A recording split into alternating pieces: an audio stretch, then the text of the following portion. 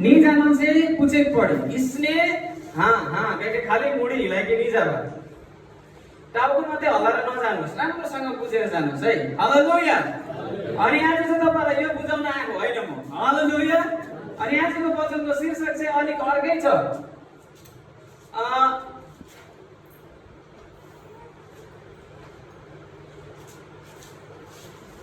तपाईहरुको अगाडि म यहाँ शीर्षक नोट डाउन गर्छु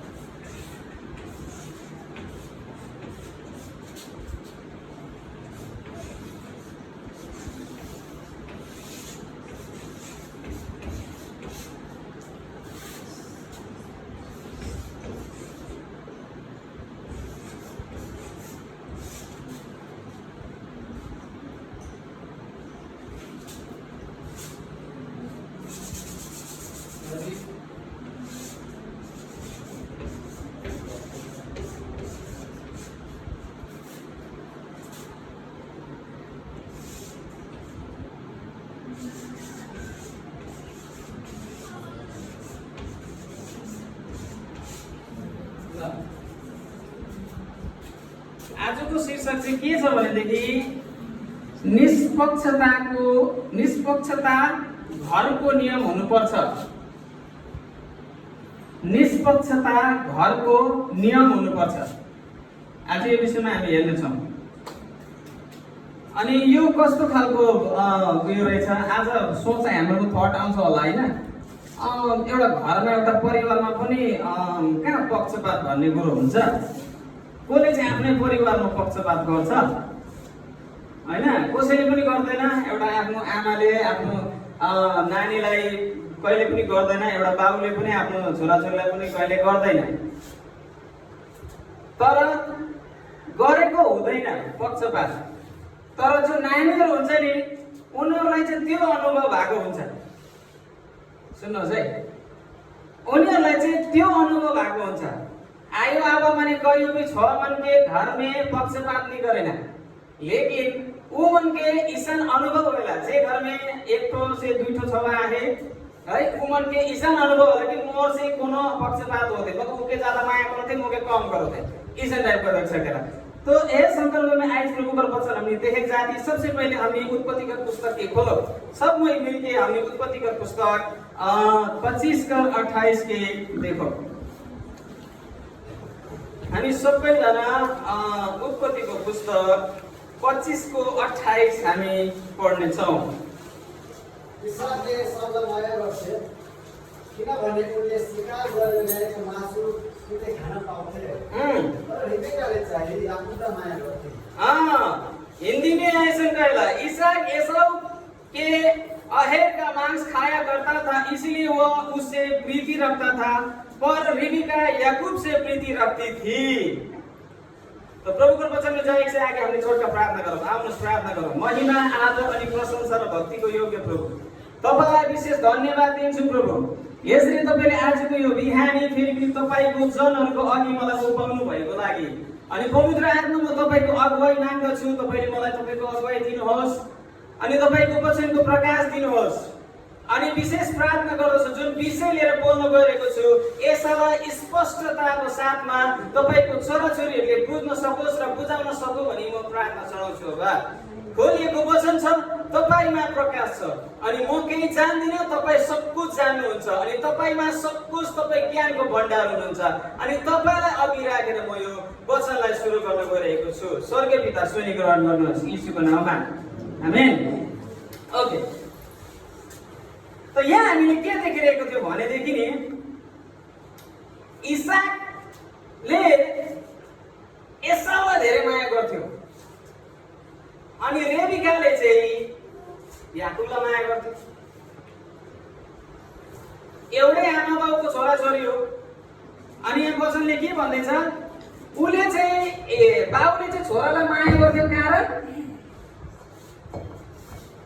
कारण के पाउनु भयो तपाईले मासु खानु पाउँथ्यो बाउले चाहिँ छोरालाई धेरै माया गर्थ्यो कारण उसले मासु खानु पाउँथ्यो अनि त्यो मात्र नभएर चाहिँ पुरानो समयमा के थियो भने जो चाहिँ जेठो छोरा छ उसको उत्तराधिकारी चाहिँ ऊ हुन्थ्यो। बाबुको पछि चाहिँ जेठो छोराले उत्तराधिकारी पाउँथ्यो। उसले चलाउनु पर्थ्यो आफ्नो परिवारलाई, आफ्नो खानदानलाई, आफ्नो कुललाई। अनि उसले चाहिँ इसाकले चाहिँ धेरै माया गर्थ्यो एसाउलाई। बाइबलमा चाहिँ त्यसो लेखेको छ उसले सिकार लिएर दिन्थ्यो भनेर चाहिँ उसले धेरै उयो गर्थ्यो, काखी चेप्थ्यो भनौँ न। अनि रेबिकाले चाहिँ छोरा सानो छोरालाई, अनि आमाले चाहिँ कान्छो छोरालाई काखी चेप्दो रहेछ। अनि यहाँ हामी के देख्छौँ, जब कान्छो छोरालाई काखी चेप्दो रहेछ अनि ठुलो छोरालाई त्यसो के वास्ता थिएन, तर कान्छो छोराले आमालाई धेरै क्युरियोसिटी क्या हो। अनि उसले सुन्दै आएको छ अधिकार त सबै पछाडि बाउ उयो गयो भनेदेखि चाहिँ छोरा ठुलो छोराको आउँछ अब भनेर। अन्त उसले ठुलो छोराले मात्रै किन पाउँछ, सानोले चाहिँ किन पाउँदैन? उसले चाहिँ आफ्नो दाजुलाई सधैँ हेर्दै अनि विचार गर्थे म चाहिँ ठुलो हुन्छु, सानो चाहिँ किन ठुलो हुनु सक्दैन? उसले त्यसैले त्यो विचार गर्थे उसको दिमागमा। अनि ठुलो छोरालाई चाहिँ के वास्ता थिएन। अनि तपाईँलाई थाहा छ ठुलो छोरा चाहिँ नि अलिकति यहाँ हामी के देख्छौँ भने बाबुले धेरै माया गरेकोले गर्दाखेरि ऊ सिकारमा जान्थ्यो। सिकारमा जाँदाखेरि जाँदा के भयो भन्दाखेरि उसको चाहिँ साथीहरू बनिन्छ सिकारमा। उसले साथीहरू भेट्छ। अन्त चाहिँ साथीहरू चाहिँ को रहेछ भन्दा हित्ती जातिहरू एसाउको। सुन्नुहोस् है, एसाउको चाहिँ सङ्गति हुन्छ हित्ती जातिहरूसँग। अनि हित्ती जातिहरूले पनि उसँग मिलेर शिकार गर्छ। अनि उसले चाहिँ उनीहरूसँग शिकार गरेको कारण चाहिँ के, उनीहरूको हतियारहरू राम्रो रहेछ शिकार गर्नुको लागि। अलमको हतियारहरू, भाला खर्ची तीरहरू रहेछ। अनि त्यस्तो शिकार एसाउकोमा चाहिँ थिएन, डन्ठा ढुङ्गाको चक्कु होइन। अनि त्यसरी उसले उनीहरूसँग सङ्गति गरेर उनीहरूसँग गर्न थाल्यो। अनि उसले चाहिँ उनीहरूको गाउँमा गएर हित्तीहरूको के भन्छ कोठियामा गएर उनीहरूको गाउँमा गएर चाहिँ एउटा हतियार बोकेर आउँछ। अनि उसले त्यो हतियारले मारेर ल्याउँछ शिकार। अनि जब उसले त्यो शिकार लिएर आउँछ नि उसको आमा धेरै रिसाउँछ। बाउ त खुसी हुन्छ, शिकारले ल्यायो मेरो छोराले, बा आज फेरि खाना पाउने भयो। अनि आमा रिसाउँछ, गएर उसलाई कराउँछ। पहिला जाने बित्तिकै उसले त्यो उसको शिकार त्यो हतियारलाई समाउँछ। तैँले यो हतियार कहाँ लैस? यो हतियार मैले फल्ना जातिहरूबाट लिएँ। हुँदैन। यहोवाको नजरमा यो कुरो स्वीकार्य छैन। हित्ती जातिहरूले बनाएको यो हतियार स्वीकार्य छैन। तैँले यो हतियार चलाउनु पाउँदैनस् भनेर त्यहाँ खोसेर आमा चाहिँ फ्याँकिदिन्छ। अनि बाउछु पनि रिसाउँछ त्यहाँनिर, किन तैँले यस्तो गरेको भनेर। अनि यहाँ हामी के पाउँछौँ भनेदेखि हित्ती जातिहरू चाहिँ भनौँ भनेदेखि के अरे लोहारहरू रहेछ।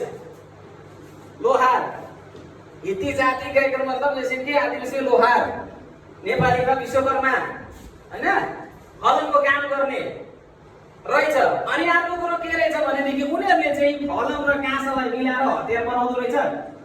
अनि उसको आमा रिसाको कारण चाहिँ के भन्दाखेरि चाहिँ परमेश्वरको नजरमा परमेश्वरको राज्यमा चाहिँ मिलावटी कुरो चल्दैन। हालेलुया हालेलुया।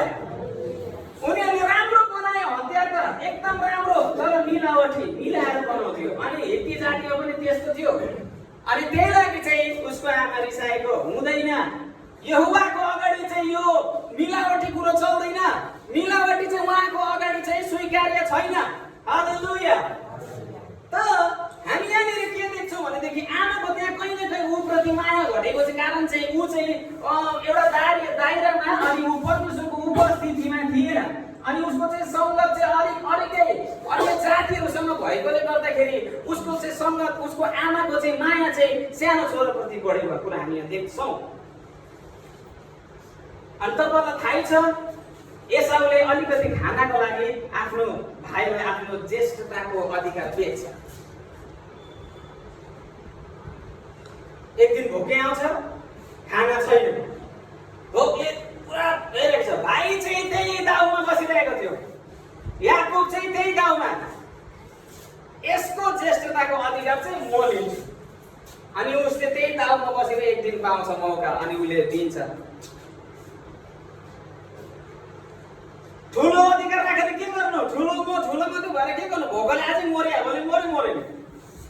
लु आजदेखि तँ मेरो दाजु भनेर उसले पकाएको कुरो खान्छ अनि त्यहाँ खानासँग साट्छ उसले। त मैले तपाईँलाई अलिकति यो कहानी बताइदिएको मात्र हो। विशेष हाम्रो विषय चाहिँ अहिले हामी यही छौँ, निष्पक्षता घरको नियम हुनुपर्छ। त हामी यो दुईजनामा पनि के देख्छौँ भनेदेखि परिवारमा दाजुभाइ दिदीबहिनी विषयमा प्रतिस्पर्धा सामान्य हो र यसलाई सम्हाल्न संवेदनशीलता र बुद्धि चाहिन्छ। दुर्भाग्यवश इसाक र रिबेकामा यी दुई गुणको कमी थियो। आज तपाईँले धेरै परिवारहरू देख्नुहुन्छ नि, दाजुभाइ दिदीबहिनीहरू भएको परिवारहरूमा पनि या दाजुभाइ थुप्रो हुन्छ या दिदीबहिनी दाजुबहिनी हुन्छ, मिल्दैन। यिनीहरू त क्या कुकुर बिरालो जस्तो भन्छन् नि। मलाई याद छैन तर हामी पनि झगडा पर्थ्यो अरे, म मेरो बहिनी पनि झगडा पर्थ्यो अरे। अहिले गाउँलेहरूले भन्छन् कस्तो झगडा पर्थ्यो तिमीहरू पनि भन्छन्। अनि हाम्रो छेउमा के अरे पनि छ दाजुबहिनी भएकोहरू, कस्तो झगडा पर्छ। बहिनीले दाजुको आरिस गर्छ, म चाहिँ 5 बजे उठेर काम गरेको गरे दिउँसो 7 बजेसम्म सुत्छ भन्छ। अनि बहिनीले भन्छ स्त्री जाति भयो भनेर चाहिँ के सबै गर्नुपर्छ, झाडु पनि लाउनु, जुठो बेला धुनु, लुगा धुनु, घर सफा गर्नु, सब छोरा मान्छे चाहिँ गर्नु हुँदैन।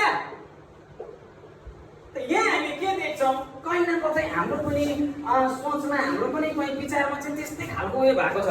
छोरी मान्छे भयो भने सब गर्नुपर्छ, छोराले गर्नु हुँदैन। तर जुन घरमा छोरी नै छैन भन्दाखेरि सोच्नु हुँदैछ होला हाम्रो मण्डलीमा चाहिँ कसो गर्नु त्यस्तो छ। कस्तो काम गर्छ बिचराहरू, छोरीले गर्ने काम सबै काम गर्छ है। तपाईँलाई थाहा छ, मलाई रोटी बेल्नु अहिलेसम्म ट्रेनिङ गर्छ मेरो श्रीमतीले। गोलो चाहिँ यसरी बन्नुपर्छ भनेर क्या, गोलो बनाउनु चाहदिनँ म रोटी, त्यही लागि खाने किलो रोटी भन्नु सजिलो। बेलेर कति गराएको डाक किलो बनायो, सर हाल्यो, गोलो पनि हुन्छ मिठो पनि हुन्छ। त हामी यहाँ के देख्दैथ्यौँ भनेदेखि युसुफ र रिबेकामा पनि त्यो कुरो थिएन। अनि अघि हामी गयो भनेदेखि के पाउँछौँ भनेदेखि उत्पत्तिको पुस्तक 37:3 मा हामी पढ्नेछौँ। ल 37:3 मा हामी गएर हेऱ्यो भनेदेखि के भन्छ?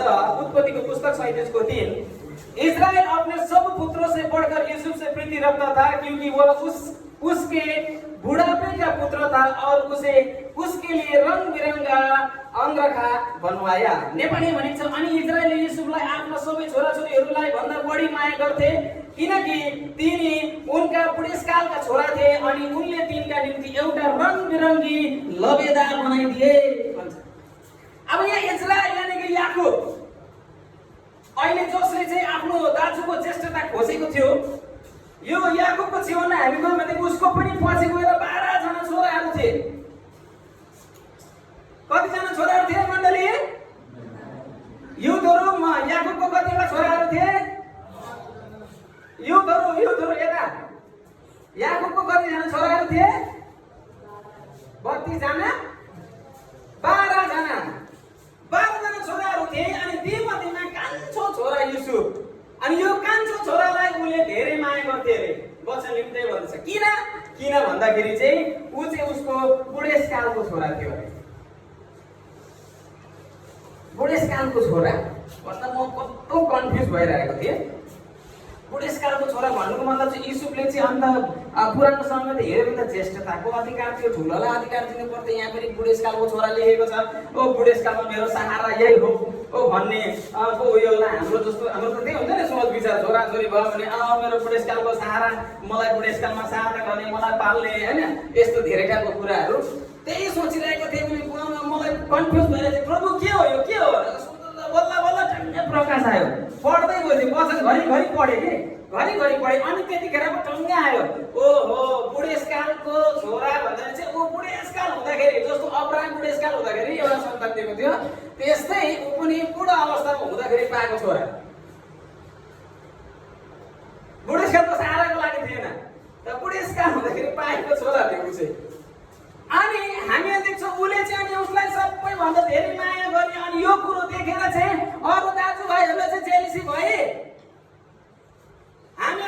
छैन अनि त्यो कान्छोलाई चाहिँ नयाँ नयाँ लुगा किनिदिनु हुने तपाईँ अहिलेको अब हिसाब गर्नु होइन यसलाई चाहिँ ब्रान्डेड मजाको क्याल्भिन क्लाइनको जिन्स राम्रो ब्रान्डेड कम्पनीको तपाईँ उसलाई के भन्छ सर्ट किनिदिने लुगा किनिदिने जुत्ता किनिदिनु हुने मलाई चाहिँ छैन मलाई चाहिँ चमर्सी बजारबाट अरूले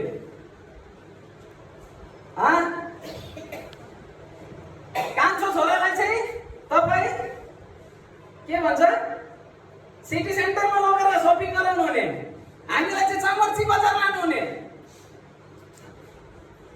त्यो विचार त्यो सोच उनीहरूमा पसेको थियो अनि त्यो विचार त्यो सोच पसेकोले गर्दाखेरि अनि उनीहरूले के गर्छ त्यो आफ्नै भाइलाई पनि हेर्नुहोस् बेचिदिन्छ बेच्यो नि अनि त्यो बेचेपछि उताको कहानी लग्यो तर यहाँसम्मको कुरा हामी भन्छौँ उनीहरूमा के भएको थियो भन्दाखेरि यहाँ पक्षपात उनीहरूलाई भएको कुरा उनीहरूलाई अनुभव भएको अनि अघि हामी गयो भनेदेखि तपाईँहरूले पाउन सक्नुहुन्छ यहाँ नानीहरूले त्यसो गर्छ कारण आफ्नो आमा बाबुले उनीहरूमाथि धेरै ध्यान दिउन् भनी अरे अनि तपाईँलाई थाहा छ धेरै नानीहरू चाहिँ के भन्छ कतिको नानीहरू चाहिँ बेसी नै दिक्दारी दिनुहुन्छ आमा बाबुलाई के साह्रो दिक्दारी दिएको यसले त कस्तो खालको भन्छ कतिको धेरै नराम्रो भन्छ ए शैतान भन्छ हेन भन्छ देन भन्छ त त्यो चाहिँ उनीहरूले किन गरेको अरे भन्दा चाहिँ उनीहरूलाई याद गर्नुहोस् भनेर तपाईँलाई थाहा छ यो कुरोहरू मैले अनुभव गरेको छु फिलहालमै मेरो छोरा आउने बित्तिकै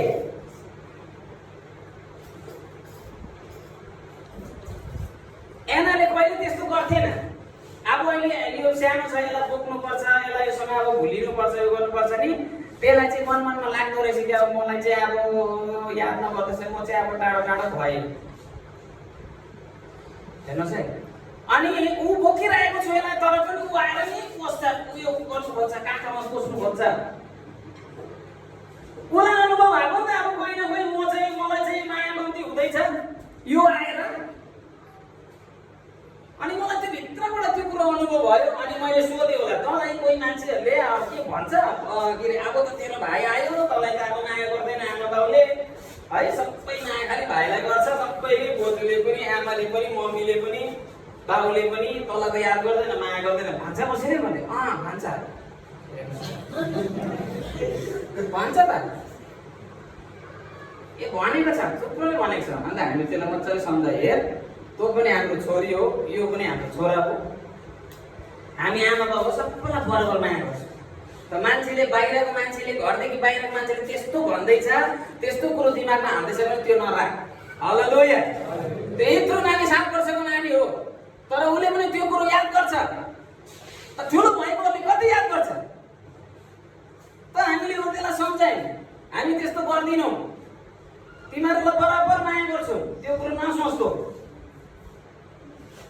त यसरी उनीहरूले त्यो नानीहरूले चाहिँ के गर्छ मलाई याद गरोस् मेरो बाबुले आमाले मलाई पनि अन्त जस्तो केयर गरोस् भनेर चाहिँ उनीहरूले घरमा पनि धेरैचोटि कम गर्ने पनि गर्छ अनि धेरैचोटि घरमा मात्र नभएर मण्डलीमा पनि त्यस्तो कुरो हुँदो रहेछ अहिले आउँदैछ अनि यहाँनिर के भन्छ 3टा विषयहरू छ विशेष गरी 3 क्षेत्रहरूमा शारीरिक सौन्दर्य बौद्धिकता यानी कि इन्टेलेक्चुअल अनि कला र खेलकुद क्षमतामा जस्तो शारीरिक सौन्दर्य एकदम राम्रो छ छोरीलाई मेरो राम्रै छोरी भने 2टा छोरी छ एउटा मेरो राम्रै छोरी भने अर्कोलाई चाहिँ कस्तो लाग्छ अर्कोलाई भन्छ अर्कोले चाहिँ अनुहार मलाई त कहिले भनेन म चाहिँ राम्रै छैन ऊ पनि गएर ऐनामा हेरिराख्छ होला त त्यही छोरी हो मलाई त भनेन कहिले पनि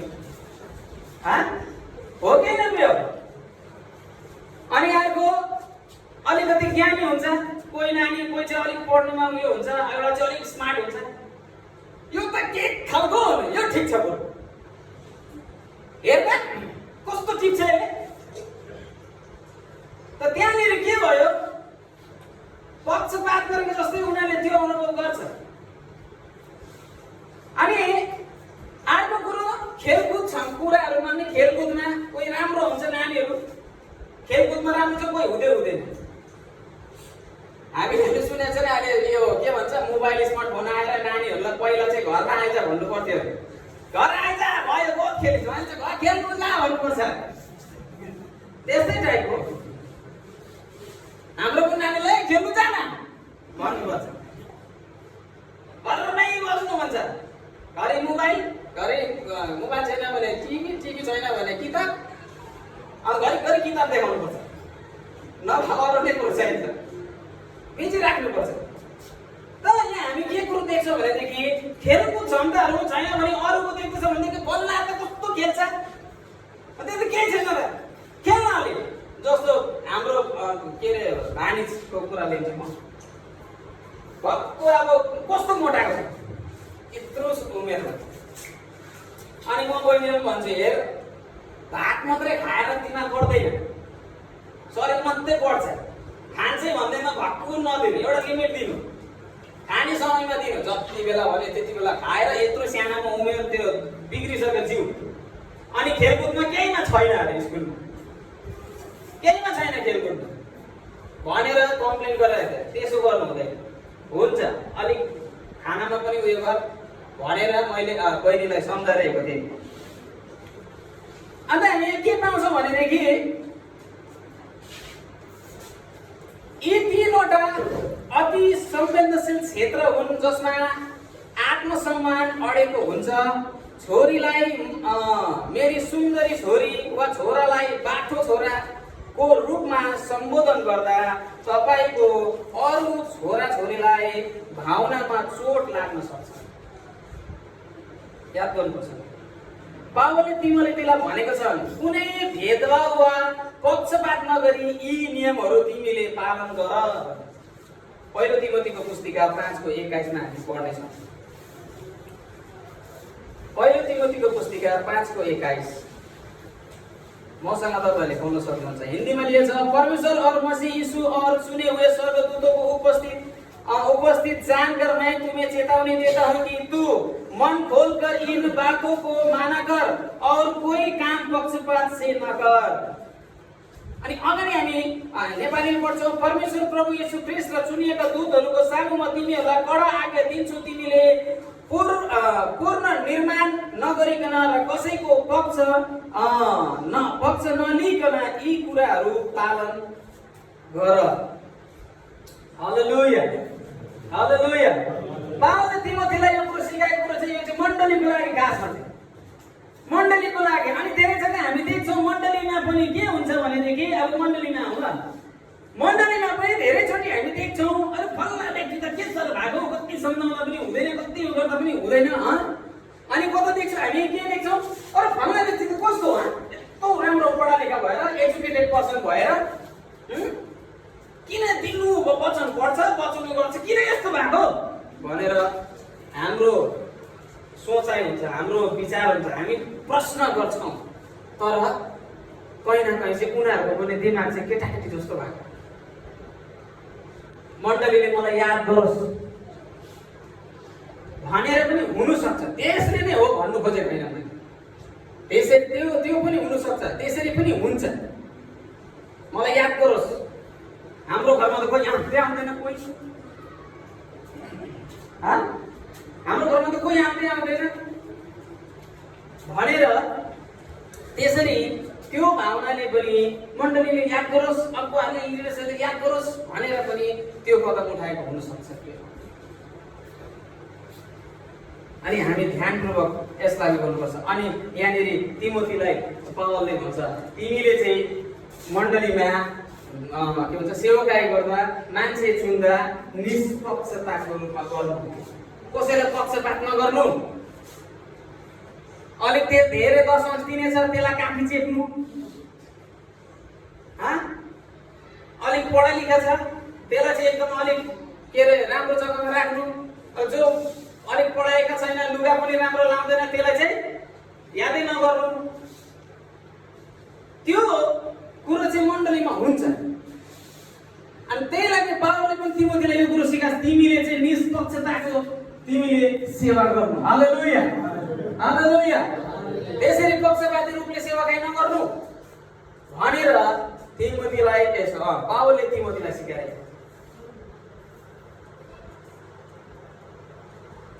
अनि हामी यहाँ कतै कुरो देख्छौँ, अगाडि तपाईहरुले मसँग हेर्नुभयो भनेदेखि याकुबको पुस्तकमा हामी जानेछौँ। मेरो समय सकेको छ। याकुबको पुस्तिका तपाईहरुले मसँग खोल्न सक्नुभयो भने 2:8 र 9, 2:8 और 9 यहाँ इसलिए लिखा, तो भी यदि तुम पवित्र शास्त्र के इस वचन के अनुसार तू अपने पड़ोसी से अपने सम्मान प्रेम रख, सचमुच उस राज्य व्यवस्था को पूरी करते हो तो इच्छा अच्छा करते हो, पर यदि तुम पक्षपात करते हो तो पाप करते हो और व्यवस्था तुम्हें अपराधी ठहराती है। यदि तिमीहरूले साँच्चै पवित्र शास्त्र अनुसार तिमीले आफ्नो छिमेकीलाई आफैलाई झै प्रेम गर भन्ने राजकीय व्यवस्था पूरा गर्यो भने तिमीहरू असल गर्दछौ, तर तिमीहरूले पक्षपात गर्यो भने तिमीहरू पाप गर्दछौ र व्यवस्थाद्वारा अपराधी ठहरिन्छौ भन्दैछ। हेर्नुस् है, हालेलुया। लुगा पनि मैले लाएको है, अनि मैले टाइपको हुन्छ नि कति त अब स्वभावै त्यस्तै हुन्छ क्या। अनि त्यस्तोहरू चाहिँ आयो भने हजुर जय मसी राम्रै हुनुहुन्छ? राम्रै, ठिकै, ठिकठाक। बाहिरै बाटोमै गेटदेखि बाहिरै छ, आउनुहोस् पनि छैन। हामी प्रभुको सर भइसकेपछि है, प्रभुको छोराछोरी भइसकेपछि जब अलिक राम्रो सुट पेन्ट कोट लगाएर आयो भने, बाइकमा आयो भने आउनुहोस् भित्रै आउनुहोस्, भित्रै है, हतार कुदेर गएर गेट खोलेर भित्रै आउनुहोस्। त्यहाँनिर पक्षपात भएन। प्रभुले के भन्छ, सबैलाई एउटै नजरले तिमीहरू हेर। हामीले यो कुरो सिक्नुपर्छ। आज 2 देखि बढी भएको नानी हुनेहरू आमा बाबुहरू पनि हामीले यो कुरो याद गर्नुपर्छ। मैले एउटालाई बेसी ध्यान दिएर अर्को मनमा त्यो त्यस्तो खालको प्रश्न उठ्ने बनाउँदैछु कि हामीले विचार गर्नुपर्छ। हालेलुया, हालेलुया। त म यही कुरो भन्न चाहन्छु, आज हाम्रो जीवनमा या हाम्रो परिवारमा पनि अगर चाहिँ हामीले यस्तो कुरो देख्दैछौँ या यस्तो हामीले जानी गरेको हुँदैन, तर कहीँ न कतै भइरहेको हुन्छ। यसैले हामीले याद गर्नुपर्छ है कि हाम्रो परिवारमा चाहिँ कोही माथि चाहिँ पक्षपात नभएको होस्, घरको नियम चाहिँ निष्पक्षताको होस्। हालेलुया, हालेलुया। प्रभुको वचन पढ्छु, हामी सबैलाई आशिष दिउँ। अनि विशेष गरिकन एउटा सानो सूचना र तपाईहरुलाई सानो फेरि पनि धन्यवादीको शब्द राख्न मन परेको छ। आज 16 तारिक हाम्रो छोरा 1 महिना 1 दिनको भयो है। अनि 1 महिना पश्चात नै यसको आउने डेट प्रभुले सायद फिक्स गर्नु भएको रहेछ है। अनि आजसम्म उसको मम्मी पनि त्यस्तो राम्रो क्योर हुन सकेको थिएन, हिँड्न सकेको थिएन। अनि अहिले हिँड्नु र बस्नु सजिलो भएकोले गर्दाखेरि उसलाई पनि आमालाई सबै